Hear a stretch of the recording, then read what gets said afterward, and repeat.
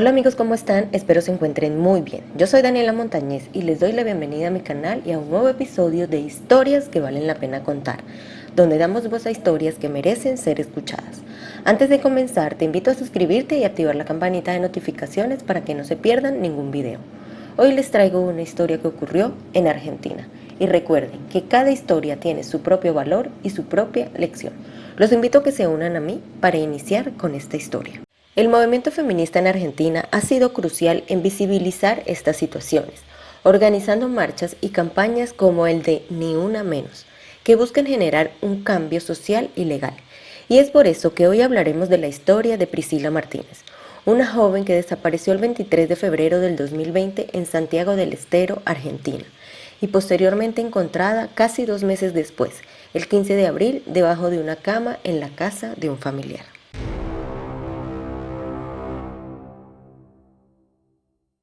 Priscila Alejandra Martínez nació el 9 de febrero del 2005 en la provincia Santiago del Estero, Argentina. Tenía 15 años de edad, hija de Claudia Martínez. Su padre no figura en la información disponible, pero quien fue su figura paterna era Ramón Martínez, su abuelo materno. Era la mayor de 4 hermanos. Priscila estudiaba en la secundaria y en sus ratos libres ayudaba a su madre a cuidar a sus hermanos, lavar y a limpiar la casa. Su madre, la señora Claudia, siempre le decía que no lo hiciera porque esa no era su obligación y que se dedicara a estudiar porque esa era la única forma de que ella podía superarse y salir adelante. Pero Priscila no lo veía como una carga ni responsabilidad, sino que lo hacía para ayudar a su mamá por la difícil situación que tenían. Quienes la conocían la describen como una joven de su casa y de la iglesia evangélica. Priscila, para ayudar económicamente a su madre Claudia, algunas veces trabajaba en casas de familia ayudando con la limpieza.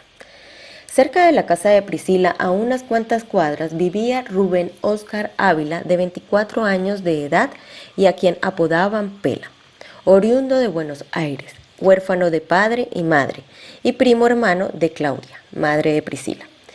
Había llegado a Santiago del Estero a sus 24 años. Priscila le tenía mucho cariño y respeto, por lo que ella lo llamaba tío.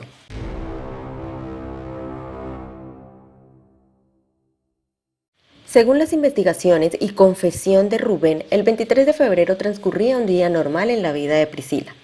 Pero él se dirigió a la casa de ella y la pasó a buscar en su moto para ofrecerle dinero a cambio de que lo acompañara a su casa para que le lavara algo de ropa y coserle un pantalón. Ella aceptó y mientras estaban juntos, un recuerdo traumático de su niñez y deseo de venganza en contra de la madre de Priscila, Rubén se enfureció.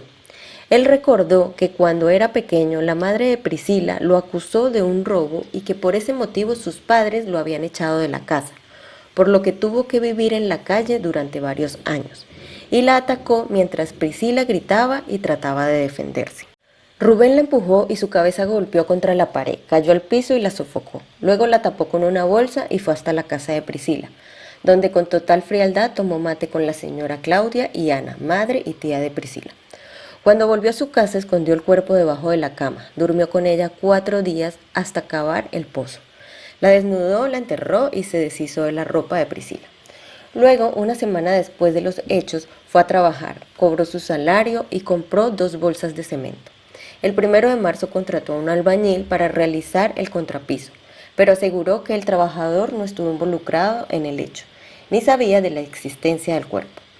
Rubén convivió con el cuerpo de Priscila y nunca dejó de hacer su vida normal.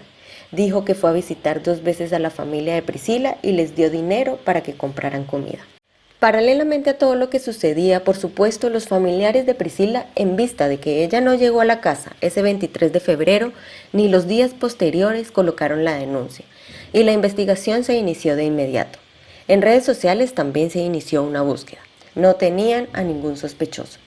Pero Rubén escribió una nota haciéndose pasar por Priscila, para desviar la investigación, en la que decía, y cito: «Hola tía, no me busquen, estoy embarazada, me junté, no vuelvo». Pero eso los familiares de Priscila no lo creyeron. La buscaron durante casi 2 meses, hasta que Rubén cometió un error. El 8 de abril fue a bailar con sus amigos y en medio de su borrachera, en la madrugada del 9 de abril, atacó a golpes y abusó de una joven de 18 años, de nombre desconocido. La joven quedó con vida y fue quien denunció a Rubén, por lo que el 10 de abril fue detenido. Y estando privado de la libertad en la comisaría, confesó el feminicidio de Priscila y dijo el lugar donde había ocultado el cuerpo, por lo que el 16 de abril la policía se dirigió a la casa de Rubén en la calle Catamarca, del barrio Los Lagos. Buscaron debajo de la cama, excavaron y allí encontraron el cuerpo. La madre de Priscila la reconoció por un tatuaje con el nombre de un familiar y dijo que era poco frecuente que su hija fuera a la casa de Rubén, aunque los vecinos revelaron que la adolescente realizaba trabajos de limpieza en el lugar y no era extraño verla por la zona. La autopsia reveló que Priscila sufrió una fractura en la cabeza y su deceso fue por asfixia, descartando el abuso. Rubén para la fecha tenía 29 años y permaneció en prisión preventiva hasta su juicio. La señora Claudia señaló que nunca pensaron que Rubén podía llegar a hacer esas cosas y nunca sospecharon que era violento, porque él iba a la casa de ellos y lo trataban como de la familia. Iba a comer, se bañaba, pero quien no confiaba mucho en Rubén era el señor Ramón Martínez, abuelo de Priscila, quien dijo que desde el primer momento sospechó de él y que incluso se lo dijo a las autoridades. Pasaron poco más de 3 años y medio desde que el caso de Priscila conmovió a la Argentina, para que la causa junto con la de abuso llegaran a juicio al mismo tiempo. Finalmente, el 27 de noviembre del 2023, fue acusado y condenado a prisión perpetua Rubén Óscar Ávila, de 32 años, por homicidio calificado por alevosía y violencia de género, en contra de Priscila Martínez, y por abuso con acceso carnal en perjuicio de la joven que tenía 18 años en ese momento y que ahora tiene 22 años. La señora Claudia no pudo escuchar el veredicto final porque tenía una orden de alejamiento hacia la defensora oficial por haberla amenazado en una audiencia anterior y quien ya había pedido disculpas. Pero tras abrazar a su hermana Ana Martínez, tía y madrina de Priscila, con lágrimas de satisfacción, dijo que Rubén llevó bajo engaños a Priscila y que gracias a Dios el tribunal hizo justicia y que no podrá salir en libertad y pasearse por la comunidad porque es un verdadero peligro. Y bueno amigos, así llegamos al final de la historia de hoy, un relato que nos deja con un profundo sentimiento de indignación, al igual que muchos otros que hemos compartido. Lo que le sucedió a Priscila es muy lamentable porque Rubén fue considerado parte de la familia y terminó arrebatándole la vida. Es fundamental que la sociedad tome conciencia de estos problemas y busque soluciones para proteger a las personas vulnerables y evitar que tragedias como la de Priscila se repitan. Nos vemos en un próximo videito amigos, les agradezco mucho por acompañarnos en esta entrega. Si disfrutaron del contenido y les pareció interesante e informativo, no olviden darle un me gusta. También me encantaría conocer sus opiniones sobre este caso, no duden en dejar sus comentarios, siempre con respeto hacia las víctimas y sus familias. Su apoyo nos ayuda a seguir creando contenido que promueva la reflexión y sobre todo conciencia. Que Dios los bendiga a todos y hasta la próxima. Adiós.